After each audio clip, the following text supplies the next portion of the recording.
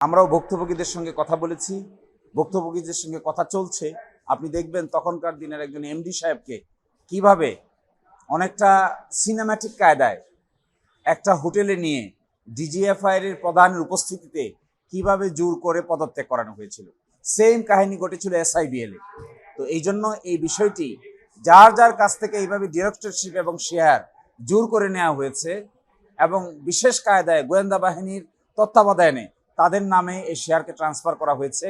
সেই শেয়ারের পরিমাণ প্রায় 82%। এই 82% শেয়ার হাইকোর্টের একটা আদেশের ভিত্তিতে এখন ফ্রিজ করা আছে। আমরা চেষ্টা করছি যারা যারা ভুক্তভোগী ছিলেন তারা সকলেই এই মামলায় এসে পক্ষভুক্ত হবেন। পক্ষভুক্ত হয়ে তারা তাদের বক্তব্য উপস্থাপন করবেন যে কোন প্রেক্ষাপটে, কি আলোকে, কোন সার্কামস্ট্যান্সেসে তাদেরকে বাধ্য করে ডিরেক্টরশিপ থেকে এবং এমডির পদ থেকে পদত্যাগ করতে বাধ্য করা হয়েছিল।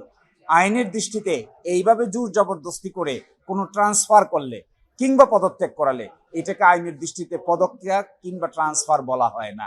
এই জন্য প্রকৃত মালিক যারা ছিলেন তারা আসবেন, তারা প্রশ্ন উত্থাপন করবেন, আদালতে এটার পূর্ণাঙ্গ জবাবদিহিতার ভিত্তিতে তার রেজাল্ট দিবে। আমরা আশা করব এরা মোস্ট ভিকটিম। বাংলাদেশের ফাইন্যান্সিয়াল সেক্টরে যদি সবচাইতে বেশি ভিকটিম কাউকে দেখতে হয় তাহলে ইসলামী ব্যাংক সবচাইতে বড় ভিকটিম।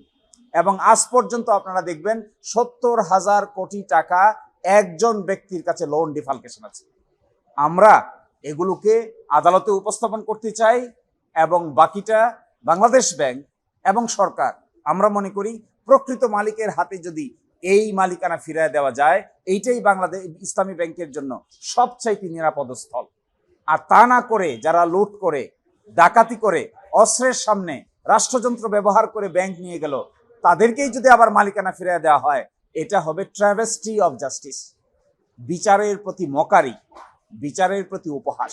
এটা কেউ করবেন বলে আমরা মনে করি না। এটার সমাধান হাইকোর্টে হবে, এটার সমাধান অর্থ মন্ত্রণালয় হবে, একই সাথে এটার সঙ্গে বাংলাদেশ ব্যাংক ওতপ্রোতভাবে জড়িত। এই জন্য মাল্টিফ্যাসেট উদ্যোগ নেওয়া হচ্ছে যেন এটার জাস্টিস পাবেন তারাই, যারা প্রকৃত মালিক ছিলেন। তারা যদি এটা ফেরত পান এটাই জাস্টিস হবে। আর মাঝখানে কোনো এক ইউজার পার, কোনো এক অবৈধ দখলদার, কোনো এক বন্দুকধারী, কোনো এক পোশাকের বলে কেউ যদি ব্যাংকের মালিকদের কাছ থেকে প্রকৃত মালিকানা কেড়ে নেয়, নিশ্চয়ই এটাকে মালিকানা ট্রান্সফার বলা ঠিক হবে না। আশ্চর্য বিষয়, ব্যাংক রেজলিউশন অধ্যাদেশকে যে আইনে পরিণত করা হয়েছে, এখানে 18 কতে এক ধারা অ্যাড করা হয়েছে। সেখানে বলা হয়েছে একটা নির্দিষ্ট পার্সেন্টেজ দিয়ে এদেরকেই আবার এটার মালিকানা ফিরিয়ে দেওয়ার সুযোগ থাকবে। আমরা মনে করি this is malafide, this should not be done. এরকম ইনসিডেন্ট যদি ক্রিয়েট করা হয়, ভবিষ্যতে যারা দখল করতে চান আর ডাকাতি করতে চান তারা ডাকাতির রাস্তায় উৎসাহিত হবেন। So we should be stopped this type of practice.